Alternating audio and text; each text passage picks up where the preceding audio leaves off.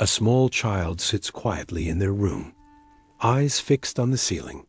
Toys lie scattered across the floor, but none of them catch their interest.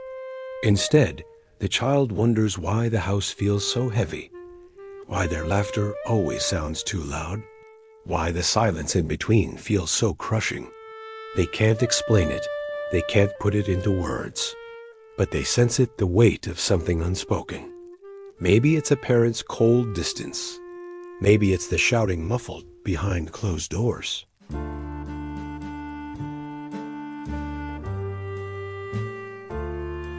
Or maybe it's simply the absence of warmth. That child quickly learns that the world is unpredictable. And so, they begin to carry an invisible backpack stuffed with confusion, shame, and longing. Years later, that same child grows into an adult. And when life presses down on them again, they instinctively reach for something, anything that softens the noise inside. What if the addiction isn't the real problem? What if it's the solution? The solution to a pain that was never healed in the first place? See, most people think of addiction as a weakness, a moral failing, or a bad habit that spirals out of control. But after analyzing the psychology of thousands of people and looking at countless studies, I realized something much deeper. Addiction is often not about the substance or the behavior itself. It's about the emotional wound underneath it. It's about childhood trauma. And once you see that, you can't unsee it. The patterns become painfully clear. Now, before we go further, let's make something clear.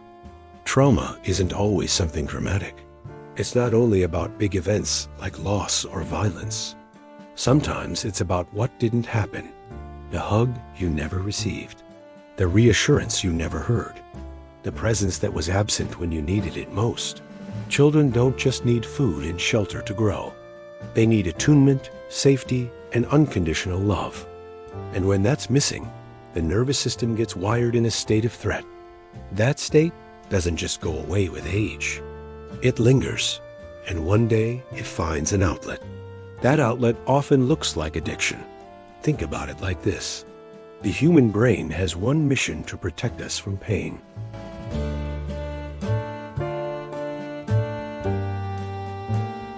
And when the pain feels unbearable, it will search for shortcuts, substances, distractions, behaviors. They become shortcuts to comfort. That's why addiction is so powerful. It's not because people want to destroy themselves. It's because deep down they want relief. Relief from memories, relief from feelings, relief from loneliness. Addiction is not about chasing pleasure. It's about escaping pain. Here's where it gets even more fascinating. Neuroscientists have found that when a child experiences early stress or neglect, their brain develops differently. The stress hormone cortisol floods their system more often than it should. Over time, this rewires the reward circuits in the brain, especially the dopamine pathways. Dopamine is the chemical that motivates us, that tells us, "This feels good. Do it again." But in children who grow up with trauma, the dopamine system becomes fragile. Ordinary joys like connection, play, or small achievements don't light it up the way they should. So later in life, when that person stumbles upon alcohol or gambling, or even endless scrolling on a phone, the brain suddenly lights up like it's been waiting its whole life for this. It says, finally, relief. Finally, I can feel something other than emptiness. That's the hidden bridge between childhood trauma and adult addiction. But let me ask you something. Have you ever noticed how some people seem to carry an invisible sadness, even if they smile all the time? They laugh at parties. They achieve at work. But if you look close enough, you can see it. The haunted look in their eyes. That's often unprocessed childhood pain. And here's the kicker. The brain doesn't distinguish between emotional wounds and physical wounds. To the nervous system, they're both threats. That's why someone can crave substances as strongly as someone craves air when drowning. It's not weakness, it's survival. When I first came across this research, it shook me because it explained something I had seen over and over again. why people who seemed so strong, so capable, would suddenly spiral into addiction. It wasn't because they lacked discipline. It was because they were carrying hidden memories, hidden emotions, hidden beliefs like, I'm not enough, I'm unlovable, I'm broken. And addiction became their way of quieting those voices. For a while, it works. That's the dangerous part. For a while, it actually feels like healing. But the problem is, the relief is temporary. The pain always comes back. And so, the cycle begins. Now, let's open a loop here, because I want you to think about something.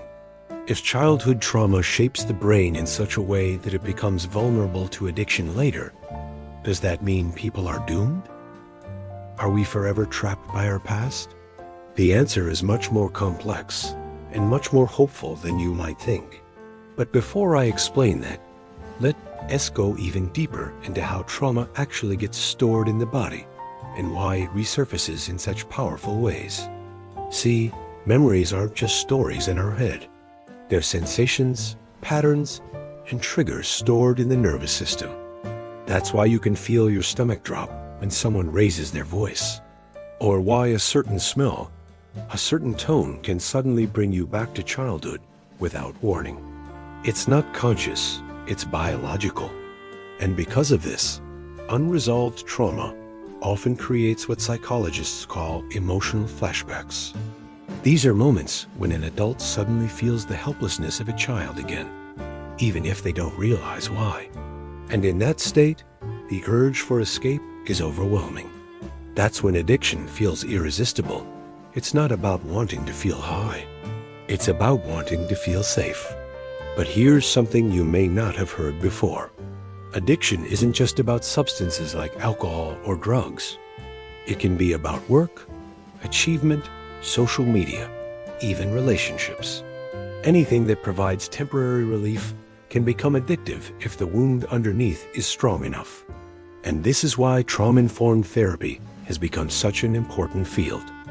Because it shifts the question from what's wrong with you to what happened to you. That shift alone changes everything. It moves us from judgment to compassion, from shame to understanding. Let me give you an example. There was a study where researchers looked at people who had experienced multiple forms of childhood adversity. Things like neglect, household conflict, instability. They found that the more adverse experiences a person had, the higher their risk of addiction later in life. Not just slightly higher, exponentially higher. And the reason is simple. Each trauma adds another layer of pain the brain must find a way to cope with. The more layers, the stronger the need for relief. Addiction becomes the brain's imperfect attempt at self-soothing. But let's pause here, because I want to bring you back to that child I mentioned at the start. The one staring at the ceiling, wondering why life feels so heavy. That child isn't broken. That child is simply trying to survive in an environment that isn't nurturing them. And survival strategies can look different. Some children become perfectionists, always chasing approval. Others become rebels, acting out to gain attention. And some retreat into themselves, building inner worlds to escape outer chaos. Later in life, these survival strategies can morph into addictions, but they all began as adaptations. Brilliant, necessary adaptations to unbearable circumstances. That shift in perspective is vital, because if we see addiction as an adaptation, not a flaw, we start to see people not as broken, but as survivors. And that leads us to an even deeper realization. If childhood trauma wires the brain toward addiction, then healing trauma can rewire it toward freedom. The same neuroplasticity that once created vulnerability can also create resilience. But how? That's the question that changes everything. So let's return to the question we left open. If trauma wires the brain toward addiction, are we forever trapped by what happened in childhood? The answer, surprisingly, is no. The brain is not a fixed machine. It's more like clay. It changes, reshapes, adapts. And this ability to rewire known as neuroplasticity, is one of the most powerful discoveries of modern psychology and neuroscience. What was shaped by pain can also be reshaped by healing. But the process requires something most people underestimate: safety. Think about it. Addiction thrives in isolation, in shame, in the silence of "I can't tell anyone about this." Healing, on the other hand, requires connection. The nervous system that was wounded in relationship can only truly be healed in relationship. That might mean therapy, where someone finally listens without judgment. It might mean a trusted friend, where vulnerability is met with compassion instead of rejection. It might even mean learning to become your own safe presence, offering to yourself the words you never heard as a child. Over time, this sense of safety allows the brain to calm down. Cortisol lowers, the stress response weakens, and when that happens, the cravings for escape slowly start to lose their grip. Now, here's where it gets even more interesting. Studies show that practices like mindfulness, meditation, and deep breathing don't just calm you down in the moment. They actually rewire the brain circuits that were dysregulated by trauma. The prefrontal cortex, the part of the brain responsible for decision-making, becomes stronger. The amygdala, the part of the brain that triggers fear, becomes less reactive. And dopamine pathways, those same ones that were hijacked by substances, can begin to respond again to ordinary joys: the warmth of sunlight, the laughter of a loved one, the satisfaction of creating something meaningful.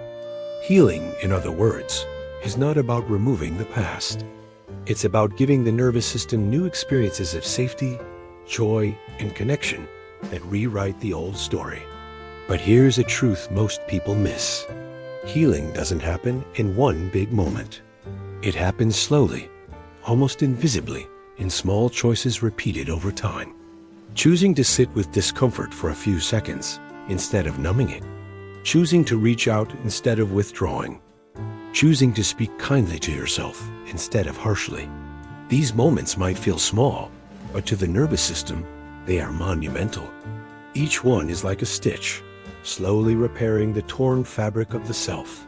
Let me ask you something.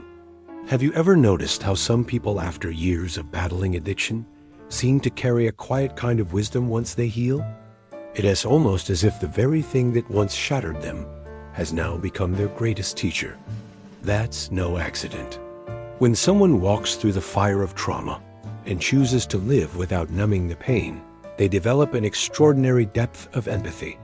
They can feel the hurt others don't say out loud. They can comfort without judging. And often, they become the very guides that others, still trapped, desperately need. It's almost poetic, the wound becoming the gift, the weakness turning into strength. But let's not pretend it's never easy. Addiction can feel like an anchor, dragging you back down just when you thought you'd reached the surface. That's why self-compassion is not optional, it's essential. Too many caught in the cycle believe, "I slipped again. I must be broken." But the truth is different. Every stumble, every setback is part of the rewiring. Think of it like learning to walk again. After an injury you fall, you trip, but each attempt strengthens the muscles that will one day carry you with ease. Healing from trauma is no different. It's not about perfection, it's about persistence. It's about persistence. Now, here's a curiosity I want to open for you. If trauma can shape the brain and healing can reshape it, then what role does meaning play in all of this? Because here's what psychologists have discovered. People who overcome addiction rarely do it by willpower alone. They do it when they find something bigger than the addiction itself. A purpose, a passion, a reason to keep moving forward. Meaning is the antidote to emptiness.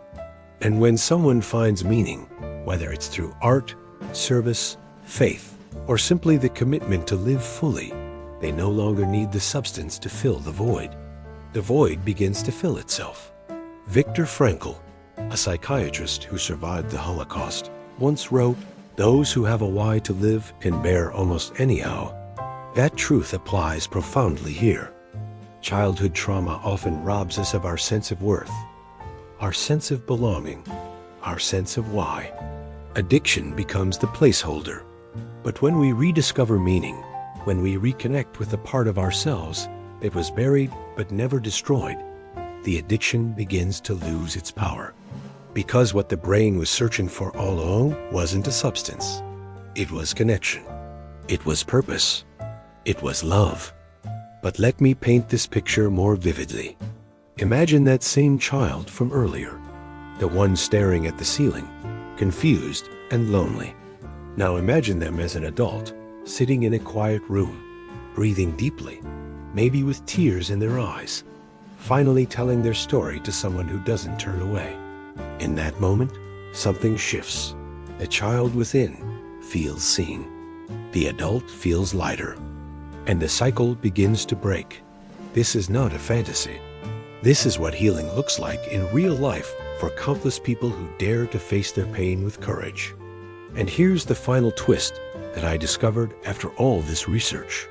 Healing from trauma and addiction isn't just about the individual. It's about generations. Studies on what is called intergenerational trauma show that the wounds of one generation often pass down to the next. Not just through behavior, but even through biology. Children of parents who struggled with unresolved trauma can inherit stress patterns in their own nervous systems. But the opposite is also true. Healing can also be passed down. When one person decides to break the cycle to face the pain instead of numbing it, they don't just change their own life, they change the trajectory of everyone who comes after them. That is the power of this journey. It's not just personal, it's collective. So where does that leave us? Childhood trauma can lead to addiction. That much is true, but it doesn't end there. The story is not locked. It can be rewritten. The same brain that once sought escape can learn to seek presence. The same heart that once felt broken can discover resilience. And the same life that once seemed doomed can become a light for others still wandering in the dark. If you've stayed with me this long, maybe it's because some part of this story feels personal. Maybe you see yourself in it. Or maybe you see someone you love in this story. And if that's true, I want you to hold on to one thing. Addiction is not the absence of willpower. Addiction is the language of pain. And healing is the language of love. Every step toward compassion, every moment of real connection, every act of courage, none of these are small. They are revolutionary because they prove something vital. No matter how deep the wound, no matter how far the fall, the human spirit was never meant to remain broken. It was always meant to rise. So here's the question I'll leave with you. What if the scars you carry are not marks of weakness, but maps? Maps that guide you not just out of the darkness, but into a life richer, deeper, and more meaningful than you ever imagined. That is the paradox of healing. It doesn't erase the past. It transforms it. And in that transformation lies true freedom.